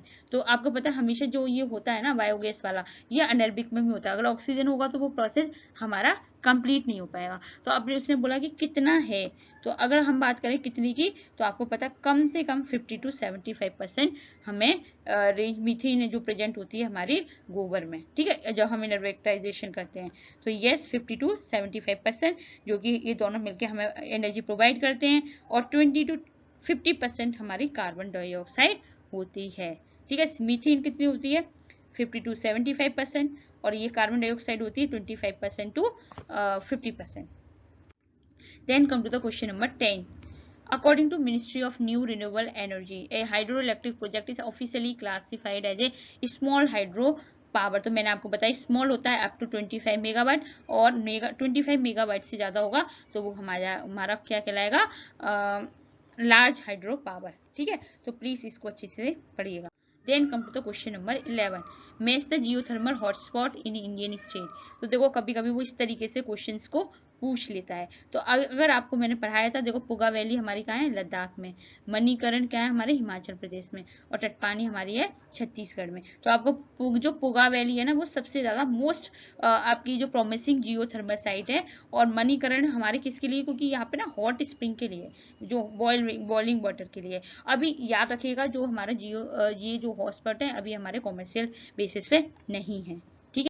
Then come to the question number 12. According to National Forest Policy, what is the mandatory forest cover required specifically for the hilly and mountainous region to prevent the soil erosion? कितना आपको करना है, तो याद रखिए at least 66% आपको चाहिएगा, ठीक है। पॉलिसी ने बोला है कि 33% ओवरऑल इंडिया, और उसमें से भी 66% ऑफ हिली रीजन और 20% फॉर द प्लेन्स। तो इसमें प्लेन्स का पूछ नहीं रहा है, हिली रीजन का पूछ रहा है, ठीक है, ठीक है। तो राइट आंसर हमारा 66% हो। Then come to the question number 30. What is the primary environmental hazard associated with the cooling water discharge from the nuclear power plant into the river water? ठीक है, तो कौन सा हजार्डियस, तो आपको पता है कि प्राइमरी इन्वायरमेंटल हजार्ड क्या है। जैसे आपने क्या किया, जो आपका न्यूक्लियर पावर प्लांट से जो रिवर्स में जाता है, इससे क्या होता है हमारा जो पानी है वो एकदम बॉयल हो जाता है, ठीक है। तो यस, कूलिंग वाटर के साथ क्या डिस्चार्ज हो जाता है, जब न्यूक्लियर प्लांट डिस्चार्ज करते हैं cooling water very high temperature पर, तो थर्मल पॉल्यूशन होता है, जिससे हमारा जो डिजोल्व ऑक्सीजन है, डिजोल्व ऑक्सीजन मतलब प्योर, जिसके कारण आपके फिश वगैरह सर्वाइव कर पा रहे हैं, ठीक है। प्योर जो वाटर होता है उसकी मात्रा क्या हो जाती है आपकी, कम हो जाती है। देन आपसे क्या होता है, फिश क्या होती है वो सफोकेट होने लग जाती है, उनकी एक्यूट लाइफ सफोकेट हो जाएगी। Then come to the question number 40. Which renewable energy infrastructure is globally recognized as a massive hazard as a avian mortality killing for migratory bird and birds? Please इस question को अच्छे से पढ़ लेना, मैंने आपको रिकॉर्डिंग सेशन में भी बताया था कि ये क्या है, किसके कारण होती है, जो हमारे जो पक्षी हैं और जो बर्ड्स हैं, जो बैट है, किसके कौन से renewable energy infrastructure, yes wind terminal fine से। क्योंकि क्या होता है जैसे वो टर्बाइन मूव होती है तो कुछ जो उनके उससे टकरा के पक्षी मर जाते हैं, ठीक है। तो यस, आपका जो मासिव रैपिडली स्पिनिंग ब्लेड्स होगा, तो ऑन शोर ऑफसेट जो विंड है उसकी फ्रीक्वेंटली क्या होगा, बर्ड स्ट्राइक होगा, जिसके कारण इकोलॉजिकल थ्रेट्स है हमारी माइग्रेटरी बर्ड रूट के लिए, ठीक है। तो विंड है। Then come to the question number 15. The use of live plant like Indian mustards and absorb vacuum remove toxic heavy matter from the polluted soil specifically term. तो मैंने आपको भी जस्ट बताया जो बायो मेडिसिन होता है वो हमारे लिविंग ऑर्गेनिज्म के थ्रू हम क्लोन करते हैं, बायो माइक्रो ऑर्गेनिज्म के थ्रू। जो हमारा फाइटो रेमेडिएशन होता है वो हमारा होता है प्लांट के थ्रू, जैसे हमारा सनफ्लावर हो गया, ठीक है, इंडियन मस्टर्ड्स हो गए, ये सारा हमारा फाइटो मेडिसिन के थ्रू हम जो सोइल है उसको हम क्लीन करते हैं। Then come to the question number 16 under the Panchamrit pledge, ठीक है, पंचमृत प्लेज में made at COP 26 Glasgow India committed achieving what specific non future energy capacity by year 2030। तो आपको पता है जो इसके थ्रू हमारा जो इंडिया ने सोलर एनर्जी का जो नॉन फ्यूचर फ्यूल एनर्जी की कैपेसिटी है 2030 तक वो कितना कर दिया, 500 गीगावाट से कर दिया, ठीक है। 2030 तक हम कहाँ चले जाएंगे, नॉन फॉसिल फ्यूल का मतलब होता है हमारे रिन्यूएबल प्लस न्यूक्लियर एनर्जी, ठीक है, तो वो 500 गीगावाट तक हम पहुंचा के रहेंगे। Then come to the question number 17 which type of hydroelectric setup act as a giant natural battery to stabilize the electric grid during the solar intermittency night time। तो आपको पता है जब सोलर होते हैं वो सिर्फ दिन में ही तो काम करते हैं, रात में तो और जो हैवी मानसून होता है वहां पर भी नहीं काम करते हैं। तो उन्होंने कौन सा जाइंट नेचुरल बैटरी जो हम यूज करते हैं, तो यस हम करते हैं पम्प्ड स्टोरेज हाइड्रो, ठीक है, जिसके 2 पॉइंट्स होते हैं, याद रखिएगा। पंप स्टोरेज हाइड्रो क्या होता है, ये चीप डे टाइम चीप रहता है क्योंकि ये क्या करता है वाटर को जो डाउन से अपहिल तक ले जाता है, ठीक है, जो एक्स्ट्रा इलेक्ट्रिसिटी प्रोड्यूस होती है उसके कारण, और नाइट में अगर इमरजेंसी में क्या करता है ये प्रोड्यूस करता है पावर को, ठीक है, तो इससे हमारा बैलेंस बना रहता है। Then come to the question number 18 deforestation increase the albedo effect earth on surface, ठीक है। Then desert and bare soil reflect more sunlight back to the space than dark green forest। तो yes दोनों हमारे right answer है, क्योंकि deforestation के कारण भी हमारा अल्बेडो इफेक्ट इंक्रीज हो रहा है, जिसके कारण हमारा जो एटमॉस्फेयर है वो बहुत ज्यादा हाई टेम्परेचर पे जा रहा है। और डेजर्ट एंड बेयर सोल्ट क्या कर रहे हैं, रिफ्लेक्ट कर रहे हैं मोर सनलाइट, देन इससे क्या होगा कि back to the space then dark green forest. तो अगर आप उनकी कटिंग कर दोगे then leave light colour bare soil sand which reflect more light high albedo, तो इससे होता है। तभी तो कहते हैं कि हमें हमेशा फॉरेस्टेशन रखना चाहिए अगर टेम्परेचर को मेंटेन करना है। अब देखो क्वेश्चन अगर 19 की बात करूं तो स्टेटमेंट 1 क्या कह रहा है, biogas production require strict aerobic oxygen rich environment, ठीक है। स्टेटमेंट सेकंड क्या कह रहा है आपका, methane can not be generated if oxygen is present during the organic decomposition. तो ये तो हमारा स्टेटमेंट सेकंड तो राइट है कि अगर ऑक्सीजन रहा तो वो ऑर्गेनिक डिकम्पोजिशन में मीथेन जनरेट नहीं हो सकती, ठीक है, जिसके थ्रू हम करते हैं 50 to 75% होता है। तो पर याद रखिएगा बायोगैस प्रोडक्शन के लिए हमें अनएरोबिक एनवायरनमेंट चाहिए, मतलब ऑक्सीजन फ्री चाहिए, ऑक्सीजन नहीं होनी चाहिए, ठीक है। यस, और अगर ऑक्सीजन प्रेजेंट होगी तो मीथेन जो बैक्टीरिया वो डाई हो जाएंगे और प्रोसेस आपका फेल हो जाएगा। तो ये आंसर है आपका D, first false second is true. Then come to the question number 20. How is highly radioactive spent fuel from the nuclear power plant permanently disposed of globally?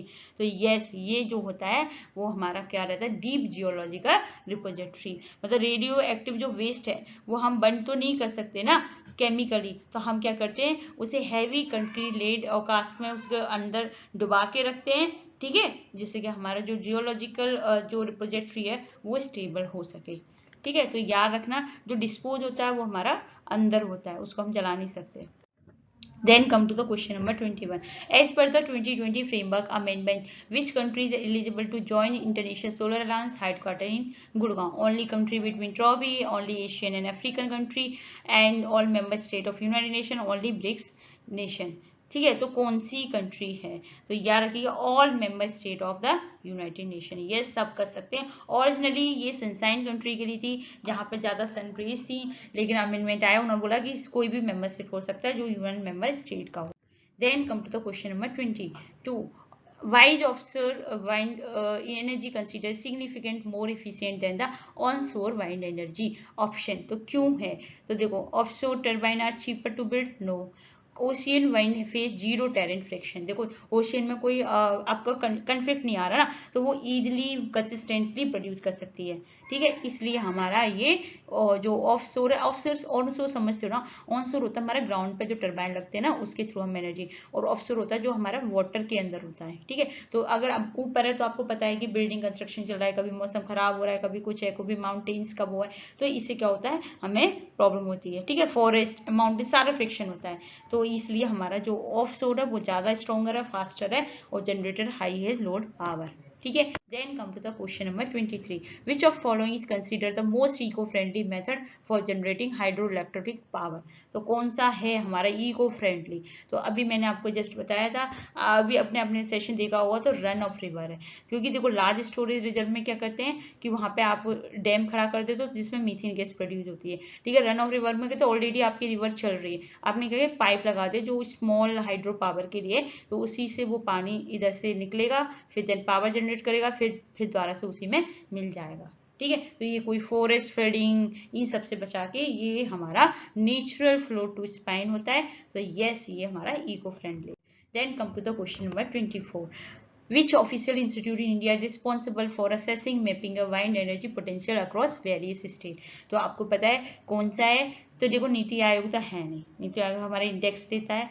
ठीक है, then national institute solar energy Gurgaon no, national institute of wind energy Chennai में है। ठीक है, तो याद रखिएगा ये हमारे चेन्नई में, ये देखता है वाइंड की डेंसिटी देखेगा, ऑफिशियल डेटा देगा ऑनशोर ऑफशोर इंडिया में कितना पोटेंशियल है। ठीक है, then come to the question number 25.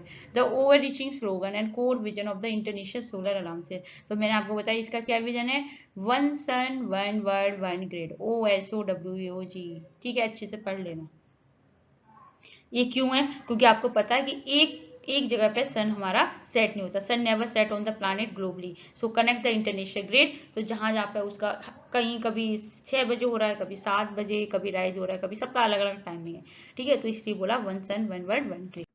अब हम पढ़ेंगे environment protection act, national action climate change, international agreement, monitor Rio summit, convention biodiversity, Kyoto protocol, Paris agreement, international solar alliances. First question हमारा है वो is the ex officio chairman of the national disaster management. तो मैंने आपको बोला था please confuse मत होना, ये हमारे प्राइम मिनिस्टर ऑफ इंडिया होते हैं एक्स एफिसियो चेयरमैन। ठीक है, और प्राइम मिनिस्टर ऑफ इंडिया होगा, देन और इसके बाद नोडल मिनिस्ट्री होगी, वो हमारी मिनिस्ट्री ऑफ होम अफेयर जो सारे स्टेट का देखती है। ठीक है, प्राइम मिनिस्टर होते हैं। Question number 2, the Richter scale measure the visual intensity damage caused by an earthquake, the Mercalli scale measure the absolute magnitude of energy relate the epicentre. तो आपको पता है दोनों गलत है। ये जो स्केल करता है ये मेर्केटर स्केल है जो विजुअल इंटेंसिटी देखता है कितना हमारा डैमेज हुआ है, देन हमारा जो रिकेटर स्केल है वो क्या देखता है मैग्नीट्यूड कि कितने पॉइंट पर हो रहा है। ठीक है, देन आपका question number 3, Which of the following is the current globally active United Nations framework for disaster risk reduction? तो क्या होता है वो हमारा कि कौन सा है हमारा ग्लोबली जो फ्रेमवर्क है जिसमें हम डिजास्टर को कम कर सकते हैं? तो यस हम सबको पता है सेंदाई फ्रेमवर्क है। आपको पता है पहले ये जो सेंदाई फ्रेमवर्क किससे हुआ था, पहले हमारा ह्यूगो फ्रेमवर्क होता था। ह्यूगो फ्रेमवर्क में कोई भी डिजास्टर हुआ तब उसके बेसिस पर काम करा, लेकिन सेंदाई फ्रेमवर्क आया 2015 से 2030 में, ये 2015 में खत्म हो गया था। ठीक है, इसको रिप्लेस कर दिया। तो ये किसके बेसिस पर, क्योंकि पहले ही क्या क्या पॉसिबिलिटी है कि वो डिजास्टर होने से पहले हम उसको रिड्यूस रिस्क कर दें। ठीक है, तो Sendai framework. Then come to the question number 4. According to the modern seismic zonic map of India published by BIS, how many seismic zone does India have? देखो वैसे तो हमारे टोटल 5 होते हैं, ठीक है याद रखना, लेकिन हमारी इंडिया के पास कितने 4 सिस्मिक जोन हैं। तो 4 में हमारा कहाँ से सेकंड, थर्ड, फोर्थ, फिफ्थ। ठीक है, फिफ्थ सबसे हमारा डेंजरस होता है और ये हमारा सबसे लोवेस्ट रिस्क वाला होता है। तो जोन बी में जैसे हमारे नॉर्थ ईस्ट हो गया, हिमालय बेल्ट हो गए, हाईएस्ट रिस्क जोन होंगे। ठीक है, और हमारे पास जोन 1 नहीं है मॉडर्न क्लासिफिकेशन की बात करूँ तो। Then come to the question number 5, tsunami are massive destructive ocean wave primary triggered by which following event. जो सुनामी होती है वो किसके कारण होती है? तो yes extreme gravitation pull of moon no, severe tropical climate no, under sea earthquake और अंडर वाटर लैंडस्लाइड होती है जिसके कारण हमारा क्या होगा सुनामी वो आती है। ठीक है, तो ये tsunami have nothing to with उसके साथ वेदर और अल्टीट्यूड के साथ कुछ भी नहीं है, स्ट्रिक्टली किसके बेसिस पे सी वेव के बेसिस पे सडन वर्टिकल डिस्प्लेसमेंट हुआ जिसके अंडर वाटर में तब वो ये सुनामी आएगी। Then come to the question number 6. Find the odd one out among the following natural hazard based on their origin. तो odd one out की बात करूँ तो याद रखिएगा जो अर्थक्वेक है, ठीक है, ये भी हमारा जियोथर्मस से है। ठीक है, अर्थक्वेक जो है वो हमारा किसके बेसिस पे, अर्थक्वेक हो गया, सुनामी हो गया, वल्कन, ये जियोफिजिकल मतलब ये हमारे टेक्टोनिक्स प्लेट से आ रहे हैं। देन जो हमारा सुनामी है वो भी हमारा अंदर की वेव से आ रहा है। देन वेलकोनो भी हमारे अर्थ के अंदर से आ रहा है। जो ट्रॉपिकल साइक्लोन है वो हमारा किसके द्वारा, मेट्रोलॉजिकल क्लाइमेट है, मतलब वेदर से आ रहा है। तो इस तरीके से आप देख सकते हो। ठीक है, then come to the question number 7. Why does India east coast Bay of Bengal experience significantly more severe tropical cyclone than the west coast Arabian Sea? क्या रीजन है? Bay of Bengal is colder and deeper? No. Bay of Bengal is warmer and highly landlocked, trapping heat. Yes, वो बहुत warm है और वो ना heat को trapping करके रखती है, ठीक है। तो अगर आप ट्रॉपिकल साइक्लोन को क्या चाहिए, उस सरफेस पर टेम्परेचर जिसका 26.5 डिग्री सेल्सियस अब होगा, वो इतना चाहिए। तो बे ऑफ बंगाल क्या है, वार्मर है, तो जिससे क्या होता है, ये क्रिएट कर सकती है लो प्रेशर डिप्रेशन में सीवियर स्टॉर्म लेके आ सकती है। तो यस, बे ऑफ बंगाल में ज्यादा चांसेस होते हैं। Then come to the question number 7 का पता चल गया। Come to the question number 8. Which specific stage of drought directly triggers the severe crop failure leading to mass human migration and poverty in rural labor force? तो कौन सा है? तो देखो, इससे meteorological drought, hydrological, agriculture, socio economic. तो जिससे कि क्रो फेलियर है, तो क्रो फेलियर कहाँ आएगा? एग्रीकल्चर ड्रॉट में आएगा, ठीक है। एग्रीकल्चर ड्रॉट के कारण क्या होता है कि जैसे आप वहां पे पानी डालते हो ना, तो अब आपको सॉइल मॉइस्चर ड्रॉप, जो वो ना सॉइल ना मॉइस्चर को एब्जॉर्ब नहीं कर पाती, जिसके कारण वो क्या करता है, प्लांट ग्रोथ नहीं होता। प्लांट ग्रोथ नहीं होता तो आपकी क्रॉप फेलियर हो जाती है, जिससे आपका फूड सिक्योर लाइवलीहुड में भी प्रॉब्लम आती है, ठीक है। Then come to the question number 9. Which of the following is considered the most effective natural structure mitigation strategy to protect the coastline from storm, surge and tsunami? तो मैंने आपको पहले ही बता दिया था कि जब हमारा most effective natural structure natural है ना, तो प्रोटेक्ट करता है कोस्टलाइन को, तो हमें क्या करना चाहिए? Preservation and expansion of mangrove forest. क्योंकि आपको पता है कि हम ये बेरकैन और जो सेल्टाइन वाटर में होती हैं, इनकी रूट इतनी टेंगल होती है कि जो उनकी स्पीड है उसको ही ये ऑब्जर्व कर देती है ह्यूमन को हिट करने से पहले। तो इसलिए से मैंग्रोव फॉरेस्ट एक मिटिगेशन स्ट्रेटेजी है। Then come to the question number 10. A high magnitude earthquake occurring in uninhabited barren desert is considered a natural hazard, but not a natural disaster. Disaster only occur when hazard strike vulnerable human population, causing a loss and property. Yes, आप याद रखिएगा, जो natural hazard है वो loss नहीं दे रहा। जैसे आपने समुद्र में गए, ठीक है, वहां पे आपने क्या देखा कि वहां पे कहीं अर्थक्वेक आ गया, ठीक है, यहाँ पे कहीं वेलकोनो इरप्ट हो गया, तो वो नेचुरल हजार्ड है, ठीक है। नेचुरल डिजास्टर कब बनता है? जब थाउजेंड्स ऑफ पॉपुलेशन और उसकी बहुत सारी प्रॉपर्टी का लॉस होता है, तो उसे हम नेचुरल डिजास्टर बोलते हैं। तो इसलिए प्लीज हम ये कोशिश करते हैं कि ये जो नेचुरल हजार्ड है, हजार्ड ही बना रहे, उसे कभी डिजास्टर ना बनने दें, ठीक है। तो नेचुरल इवेंट जस्ट हजार्ड है, transform disaster only when human vulnerability destroy life and infrastructure. Then come to the question number 11. In an administrative structure of India disaster management, who had the state disaster management authority? तो अगर हम बात करें जो disaster management में SDMA कौन होता है, तो सबको पता है कौन होगा? स्टेट का चीफ मिनिस्टर होगा, ठीक है। तो अकॉर्डिंग टू डीएमए जो डिजास्टर मैनेजमेंट अथॉरिटी है, तो नेशनल अथॉरिटी हेडेड किसके द्वारा होती है? पीएम के द्वारा होती है। स्टेट अथॉरिटी हमारी चीफ मिनिस्टर के द्वारा होती है। जो डिस्ट्रिक्ट के द्वारा हमारा district magistrate. Then come to the question number 12. Which central ministry act as a primary nodal ministry for coordinating disaster response at the national level in India? तो कौन सी होती है? Ministry of home affair. याद रखिएगा, जो इसका head होगा वो होगा हमारा प्राइम मिनिस्टर, और जो हमारा नोडल ऑफ मिनिस्ट्री में मिनिस्ट्री ऑफ होम अफेयर होगा, ठीक है। तो ये चीज आपको अच्छे से याद रखनी है। Then come to the question number 13. Which of following is a key structure mitigation pressure to prevent the landslide in hilly terrain? तो कौन सा स्ट्रक्चर मिटिगेशन है जिसे हम लैंडस्लाइड हिली एरिया में रोक सकते हैं? तो कौन सा हो गया हमारा? जैसे हमारा होता है, अगर आप कंस्ट्रक्ट करो retaining wall along the highway, तो आप प्रिवेंट कर सकते हो है स्ट्रक्चर मिटिगेशन में। Reduce building retaining walls, terrace farm, afforestation, बहुत सारे पेड़ पौधे लगा दो जिससे कि सॉइल उसमें जकड़ के रहे, बाहर फ्लो ना हो। Then come to the question number 40. Urban flooding metropolitan city like a Chennai, Bombay is primarily the anthropogenic disaster caused by. तो जो हमारा अर्बन फ्लडिंग में जो होती है, अर्बन में जो बाढ़ आती है मेट्रो सिटी में, जैसे चेन्नई होगी, बॉम्बे हो गया, तो उसमें क्या रीजन है? ह्यूमन इंट्रोड्यूस जो डिजास्टर है वो क्या रीजन है? तो yes, high lunar tide snow, excessive concreting and destruction natural wetland. Yes, तो क्या आपको पता है कि वहां पर कैसा सरफेस है? कंक्रीट सरफेस है, तो वहां पे क्या होता है? वाटर अब्जॉर्ब भी नहीं होता ग्राउंड में, तो जिसके कारण ज्यादा फ्लड आने के चांसेस होते हैं। हैवी रेन के कारण क्या होगा कि वो अंडरग्राउंड में जा नहीं पा रहा है, तो जिससे क्या होता है, वो ऊपरी वेटलैंड को डिस्ट्रॉय कर देता है, उससे सिटी नेचुरल जो ड्रेनेज होता है उसको भी सिस्टम को डिस्ट्रॉय कर देता है, ठीक। Then come to the question number 50. In a seismology, the exact point deep inside the earth crust where the earthquake actually originated the rock fracture is called the.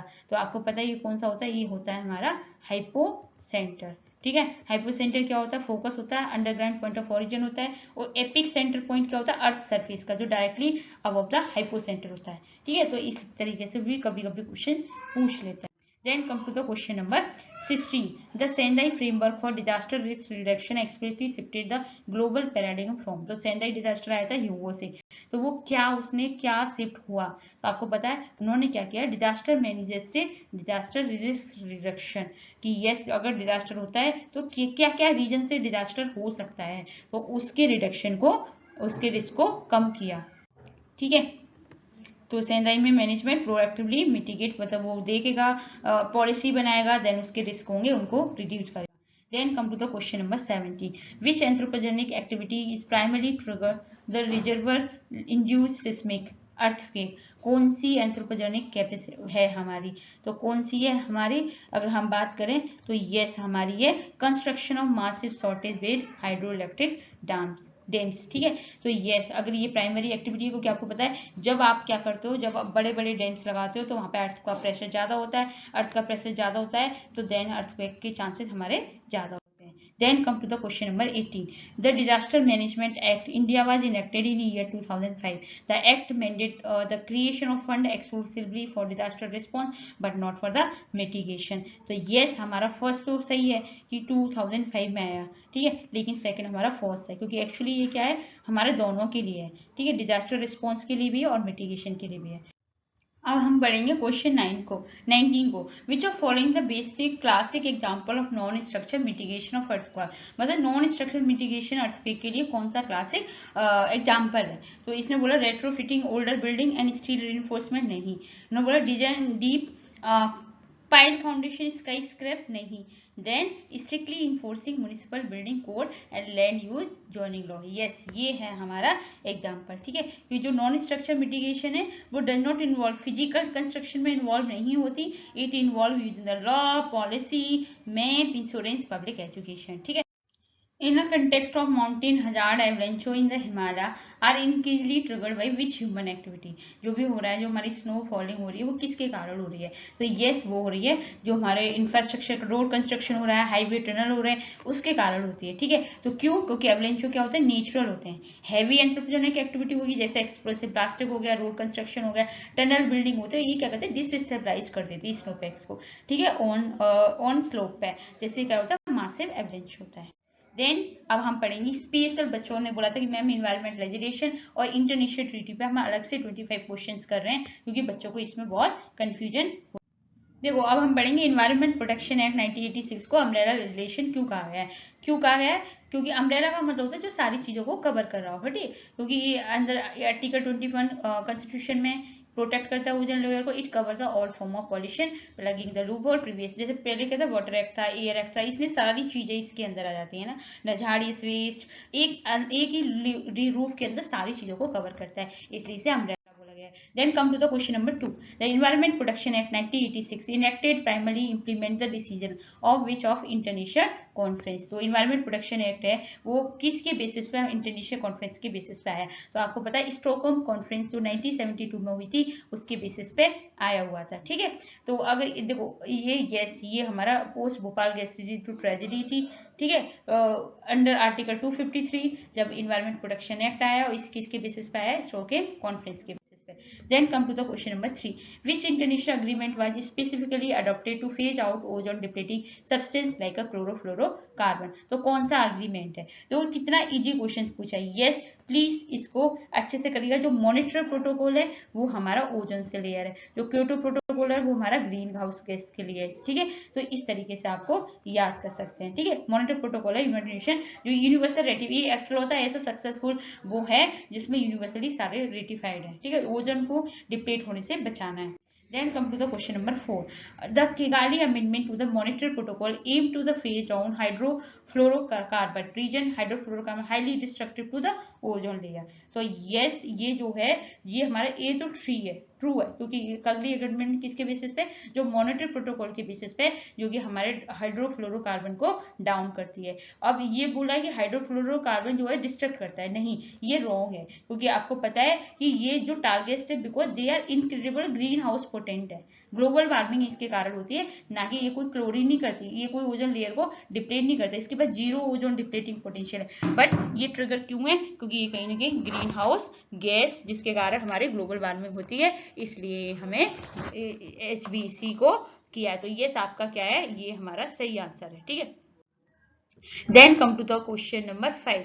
The Kyoto Protocol 1997 originally set binding emission reduction target how many specific greenhouse gas. अब देखो इसने कितना अच्छा question पूछा कि कितनी green house gases को bound करता है। तो आप अगर मुझे इसमें से बताएंगे कि कौन कौन सी है, तो पहला है आपका 4 गैस, 6 गैस, 8 गैस, 12 गैस। तो आपको पता होनी चाहिए 6 गैस को करता है। ठीक है, 6 गैसेज होती हैं। इसमें कौन कौन सी होती हैं? अगर हम बात करें क्योटो प्रोटोकॉल में 6 gases CO2, carbon dioxide, methane, nitrous oxide, hydrofluorocarbon, PFC and sulphur hexafluoride. याद रखना ये सबसे हाईएस्ट डेंजर है हमारे ग्रीन हाउस गैस के लिए। ठीक है, then come to the question number 6. Under the Kyoto Protocol, which mechanism allowed a developed country to invest in emission reduction project in developing country to earn carbon credit? Yes, ये जो condition होती है वो हमारी होती है clean development mechanism. Clean development mechanism में क्या होता है? एक डेवलप कंट्री होती है जैसे जर्मनी है, वो अपने प्रोजेक्ट इंडिया में लगाए क्योंकि वो इमिशन रिडक्शन प्रोजेक्ट करे, क्योंकि कार्बन क्रेडिट अर्न करने के लिए। जॉइंट इंप्लीमेंटेशन होगी जब डेवलप कंट्री ऐसे कोई प्रोजेक्ट बनाती है। ठीक है, तो यस, इस तरीके से आप कर सकते हो। Then come to the question number 7. The Paris Agreement officially aimed to limit global temperature rise this century too. तो कितना है ग्लोबल राइज? तो आपको पता होना चाहिए वेल बिलो 2 डिग्री सेल्सियस। ठीक है, pursuing for to limit it the 1.5 degree Celsius. ठीक है, तो आपको पता है जो वेल बिलो 2 डिग्री सेल्सियस है और pursuing effort to limit 1.5 degree Celsius. तो यस, ये हमारा क्या है? पेरिस एग्रीमेंट में हुआ था। ये हमारा ग्लोबल टेम्परेचर को भी बाउंड कर दिया था, इतनी लिमिट से ज्यादा आप नहीं उसको अबव कर सकते। Then come to the question number 8. The Kyoto protocol used to top down approach with legally bounding target only for developed nation. The Paris Agreement bottom up approach through the voluntary nature determines contribution. Yes, ये दोनों हमारे true है क्योंकि Kyoto protocol में exemption दे रखा था developing country को, लेकिन पेरिस ने सबको अलाउ किया था और उन्होंने बोला कि यस हमारे सबके लिए नेचुरली डिटरमिन्ड कंट्रीब्यूशन के बेसिस पे करते हैं। Then come to the question number 9. Which major non-binding documents adopted in 1992 Rio Earth Summit serve as a comprehensive global action plan for sustaining development? तो कौन सा आपको याद हो? वो है हमारा एजेंडा 21। एजेंडा 21 क्या है? नॉन बाइंडिंग है, एक्शन प्लान है sustainable development for 21st century, जो कि हमारा 1992 अर्थ समिट से आया है direct. Then come to the question number 10. Which protocol under the Convention of Biological Diversity strictly regulate access benefit sharing generative resource? तो कौन से याद रखिए, ये हमारा नगोया प्रोटोकॉल से, ABC। ठीक है, नगोया प्रोटोकॉल से आया है। और जो नगोया प्रोटोकॉल क्या है? जो हमारा फेयर प्रॉफिट शेयरिंग है, क्योंकि जहां से आपके जनरेटेड रिसोर्स हो रहे हैं आप उन्हें भी फैसिलिटी दीजिए। देन कार्टिंगा अगर प्रोटोकॉल की बात करें, ये हमारा बायोसेफ्टी से डील करता है। ठीक, then come to the question number 11. Under section 5 Environment Protection Act, central government has the absolute power. क्या है सेंट्रल गवर्नमेंट के पास? यस, वो क्लोज कर सकती है, वो प्रोविजन कर सकती है, रेगुलेशन कर सकती है किसी भी इंडस्ट्री को डायरेक्टली। ठीक है, देन हमारा question number 12. The 30/30 target, conserving 30% of global land ocean by 2030, was adopted under which framework? तो yes, आप याद रखना ये जो फ्रेमवर्क था वो था Kunming monitor global biodiversity framework. ठीक है, इनमें ये अडॉप्ट कब हुआ? 2022 में हुआ। इन्होंने जो एक ही टारगेट था ना उसको इन्होंने रिप्लेस किया है, इन्होंने मैंडेटरी कर दिया कि यस 30/30, मतलब 30/30 टारगेट, मतलब आपको 30% ग्लोबल और ओशियन को कंजर्व करना है बाई 2030। ठीक है, question number 13. Which international treaty is dedicated exclusively of the conservation and sustainable use of wetland? तो कौन सी है? तो अगर आपको पता हो इसमें से कौन सी है, रामसार कन्वेंशन है। ठीक है, जो कि हमारे डेडिकेट किसके है? वेटलैंड पे डेडिकेटेड है। ठीक है, और वेटलैंड लेक हो गए, मैंग्रोव हो गए, स्वेम्स हो गए, इनके लिए ग्लोबल इन्वायरमेंट ट्रीटी एक सिंगल ही ऐसी है, ईरान में रामसार। ठीक है, then come to the question number 14. At the COP26 in Glasgow, India updated NDC Panchamrit. What is the India target year to achieve net zero carbon emission? तो क्या India का target है? आपको पता है कि उन्होंने बोला है कि 2070 तक हम जीरो कार्बन इमिशन कर देंगे। ठीक है, तो यस याद रखिएगा, under the Panchamrit pledge India target आपको पता है 500 गीगावाट नॉन फ्यूजल एनर्जी हमारा 2030 होगा और ultimate date of achieve net zero emission year 2070 होगा। ठीक है, देखो ये क्या बोला है, इंटरनेशनल सोलर अलाउंसेस वो jointly launch in India and USA. The ISS secretariat is located in Gurgaon and India. याद रखिएगा यूएसए के साथ नहीं है, ये हमारा फ्रांस के साथ है, तो फर्स्ट हमारा ट्रू है। और यस, इसका जो सेक्रेटरीट ऑफिस है वो गुड़गांव हरियाणा में है, जो कि इंडिया में, ठीक है। अब हमें इंटरनेशनल एनवायरमेंट ट्रीटी को क्रोनोलॉजिकल ऑर्डर में लगाना कि किस तरीके से हमारा हुआ था। तो अगर आपको याद हो कि जो मॉनिटर प्रोटोकॉल है, जो ओजोन लेयर वाला था, वो हमारा कब था, 1987 में, ठीक है। अगर आपको पता हो तो प्लीज इस तरीके से आपको पढ़ना तो पड़ेगा। देन हमारा रियो समिट आया, वो हमारा आया था जिसमें कन्वेंशन ऑफ बायोलॉजिकल डाइवर्सिटी थी, वो आया हमारा 1992 में, ठीक है, 1992 में आया। देन हमारा जो नेक्स्ट है कौन सा, क्योटो प्रोटोकॉल, ये मॉनिटर से 10 साल बाद आया 1997 में। देन पेरिस एग्रीमेंट 2015 में आया। तो यस, आपका आंसर होगा सबसे पहले हमारा आएगा B, then D A C, B D A C, मतलब आपका फर्स्ट ऑप्शन सही है, ठीक है। Then come to the question number 17। Under the Paris Agreement, how frequently member nation required to submit updated, more ambitious NDC the ratchet mechanism? तो आपको पता है हर 5 ईयर का होता है कि आप उसमें टारगेट ईयर कभी उसमें अप ही होते हैं, कभी डाउन नहीं होते हैं, ठीक है। तो 5 साल का होता है, ठीक है। तो रिचेट मैकेनिज्म क्या है कि कंट्री को फोर्स करती है सबमिट करो strictly nation determine contribution every 5 year. आपको पता है वॉलेटाइल होता है, ठीक है, ये बॉटम अप अप्रोच है।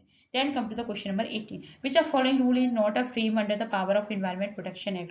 कौन सा रूल नहीं है? तो अगर मैं बात करूं कौन सा रूल नहीं है, देखो ई वेस्ट मैनेजमेंट अम्ब्रेला में है, बायोमेडिकल होता है, आजादी वेस्ट, फॉरेस्ट कंजर्वेशन रूल हमारे नहीं है, ठीक है।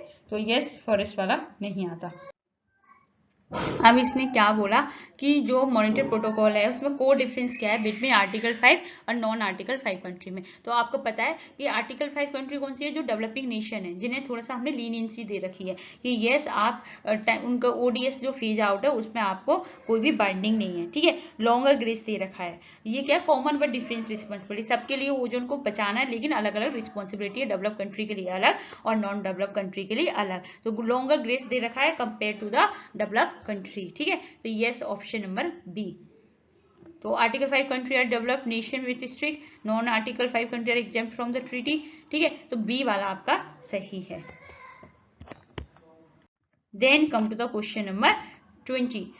Which of following not one of the 8 core mission India national action plan climate change? तो कौन सा नहीं है ये पूछा। देखो नेशनल सोलर मिशन है, अगर आपको पता हो, नेशनल वाटर मिशन भी है, national mission of sustaining Himalaya ecosystem है, national mission of nuclear energy नहीं है। तो प्लीज इनको अच्छे से पढ़ लीजिएगा। No nuclear energy mission under the NPCS, इसके अंदर energy efficiency, water, agriculture, Himalaya, green India, evident and strategic knowledge आते हैं। Then come to the question number 21. The Paris Agreement emission reduction target, हमारा जो national determined contribution are legally binding to all nation. Country face strict financial penalty from united nation if they fail to meet the NDC target. देखो अगर मैं आपको बात करूं तो Paris agreement की जो हमारा B both A and R false है, बिकॉज आपको पता है कि वॉलेंट्री है पहले बात तो, ठीक है। और ये जो सबमिट है तो इन्होंने क्या बोला, पहला लीगली बाउंडिंग है, तो ये अंडर पेरिस अग्रीमेंट की बात तो submit the NDC report is binding है, बट अचीविंग टारगेट हमारे वॉलेंट्री है और कोई भी फाइनेंशियल पेनल्टी नहीं है, ठीक है। Then comes the question number 20. The Basel Convention explicitly target which global environment issue? तो कौन सा है, ये क्या देखती है, याद रखिएगा, transboundary movement of hazardous waste and disposal, ठीक है। तो यस, बेसल कन्वेंशन स्टॉप करती है कि जो वेल्दी नेशन है वो डंप नहीं करे हमारे डेवलपिंग नेशन में, ठीक है। तो यस, जो आपको पता पीओपी के लिए स्टॉकहोम कन्वेंशन आया, मरकरी से आपका मिनामाटा कन्वेंशन आया, तो इसलिए ये basal. Then come to the question number 23. What does the OSOWG stand? तो मैंने आपको बताया जो इंटरनेशनल सोलर अलाउंसेस था, 1 सन 1 वर्ल्ड 1 ग्रेड है, ठीक है। 24. द काटेंगा protocol under the convention of biological diversity deal primarily, काटेंगा किससे डील करता है? तो आपको पता है जो काटेंगा है वो बायोसेफ्टी से करता है, जो नगुनिया था वो ईबीसी से करता था ना, बेनिफिट प्रॉफिट शेयरिंग बेनिफिट से। तो ये biosafety and biosafety handling living modified organism, ठीक है। तो यस, ये इससे करता है। Then come to the question number 25. Statement 1. All United Nations member states are eligible to join International Solar Alliance. Originally, ISU membership was restricted strictly to country located with the Tropic of Cancer या कैप्सलॉन। Yes, दोनों true है। Starting में ये सिर्फ sunshine country के लिए था, लेकिन अब ये सबके लिए यूनिवर्सली अलाउ कर दिया, ठीक है। अब हमारे जो यूनिट 9 थी उसका हमने 120 अप्रॉक्स हमने PYQ मोस्ट रिपीटेड करे हुए हैं। प्लीज आप इसको देखो और मुझे कमेंट सेक्शन बताओ कि आपके कितने करेक्ट हुए हैं। Thank you so much, keep watching, keep sharing and subscribe for more updated video.